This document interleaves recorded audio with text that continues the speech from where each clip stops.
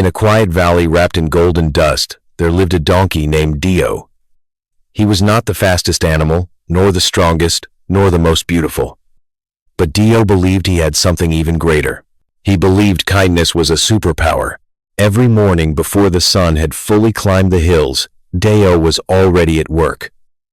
He carried baskets for the baker, firewood for the widow, water for the school, and heavy sacks for the farmers. And no matter how tired his legs felt, he always wore the same gentle smile. Deep in his heart, Dio held one simple belief. If I am good enough to everyone, they will love me forever. That thought became the rhythm of his life. When children laughed and patted his neck, Dio felt proud. When the villagers said, "What would we do without you?" his chest filled with warmth. He began to think of himself as the most important animal in the valley. Not in a cruel or arrogant way, but in the tender way of someone who had built his whole worth around being needed. To Dio, serving others was not just work. It was proof that he mattered. And so he gave and gave and gave. Until one day, without even noticing, he stopped asking a very important question. If I can only feel loved when I am useful, what happens when I can no longer carry the load? Losing a dog can feel like a private earthquake. The world keeps moving. People keep talking, and yet something essential has gone missing from the room. One of the hardest parts is that many people still do not fully understand this kind of pain. That is why so many grieving owners stay quiet. They cry in private. They hide the collar. They avoid saying how broken they feel because they worry someone will tell them it was just a dog. But grief does not listen to that kind of logic. The bond between a person and a dog is not small, and it is not imaginary. It is biological. Studies have shown that many owners experience anticipatory grief even before their dog passes, and some go on to experience grief that is prolonged and deeply disruptive. That does not mean they are weak. It means the attachment was real. And science helps explain why. Brain scans have shown that some of the same emotional networks involved in human caregiving and attachment can also activate when people look at their dogs. Over time, the bond becomes more than routine. It becomes part of the nervous system. Your dog learns your voice, your scent, your emotional rhythms, and you learn theirs. Even stress can become synchronized.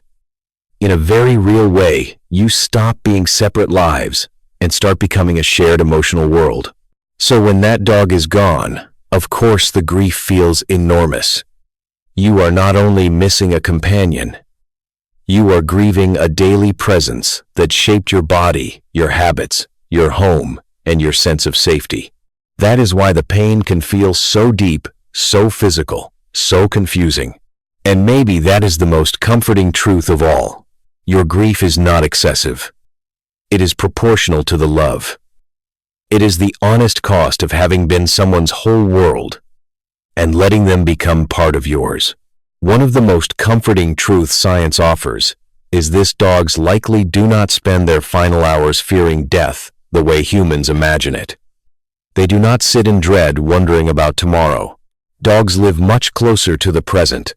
They feel the body changing. They feel fatigue, weakness, comfort, discomfort, and most of all, they feel the presence of the person they trust. And that matters more than we often realize. Because from a dog's point of view, you are not just part of life. In many ways, you are the center of it. Your scent, your voice, your footsteps, your emotional rhythm. These are not small details, not in their brain. They are the map of safety. The reward circuits in a dog's brain become deeply tied to the person they love, almost like an internal portrait of home itself.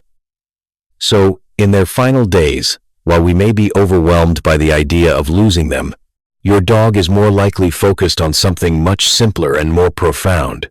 Are you here with me? That is why presence matters so deeply. Not perfect words, not trying to be strong every second. Just being there. A soft voice. A familiar hand. A calm body near theirs. These are the things a dog understands. These are the things that say, even at the edge of goodbye, you are safe and you are not alone. And maybe that truth can also help us understand our own grief. The pain of losing a dog is not too much. It is not dramatic. It is not silly. It is the biologically honest cost of having been someone's whole world and letting them become part of yours. So if you are loving a dog through their final chapter, please remember this: your presence is not a small thing. It may be the greatest comfort they know. If this message touched your heart, please like, subscribe, and share this video with someone who needs it. And if you feel ready, tell me your dog's name in the comments, because saying their name is another way of keeping love close. One quiet morning after many days of pain, Dio finally did something he had never done before. He said no. Not loudly, not angrily, just softly, clearly, and without apology. When the horse asked him to carry another heavy bundle, Dio lowered his tired eyes and said, "I cannot." When the goat begged him to pull the muddy cart again, Dio answered, "Not today." When the cow asked him to stand in the burning sun one more time, he simply turned away and chose rest. At first, Dio trembled inside. He expected the valley to fall apart without him. He expected panic, blame, maybe even rejection. But something surprising happened. The horse carried his own load. The goat pushed her own cart. The cow fixed her own fence. The valley did not collapse. It kept moving just as it always had.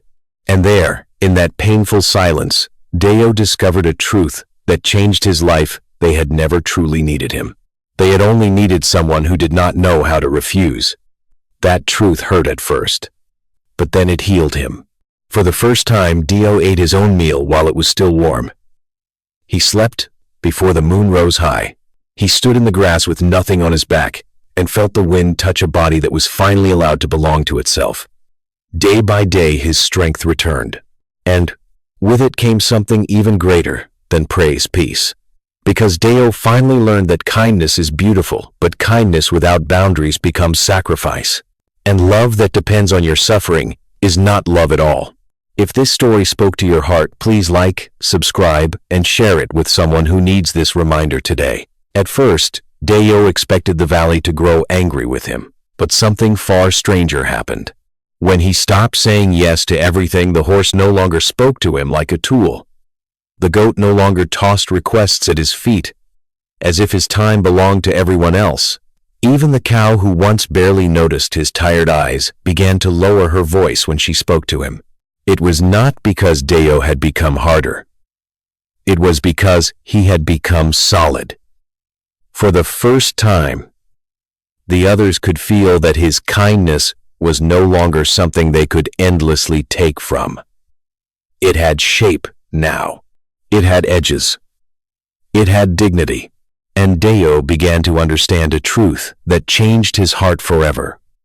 The world rarely respects those who give everything away until nothing is left. It learns to respect those who know their own value and guard it with peace. So he still helped when he truly wished to help. He still smiled. He was still kind. But now his kindness came from strength, not fear. From self-respect, not hunger for approval. From a full heart, not an empty one. And that made all the difference. Because the lesson Dio carried for the rest of his life was simple. Being good does not mean becoming available for everyone's use. Real goodness must include yourself.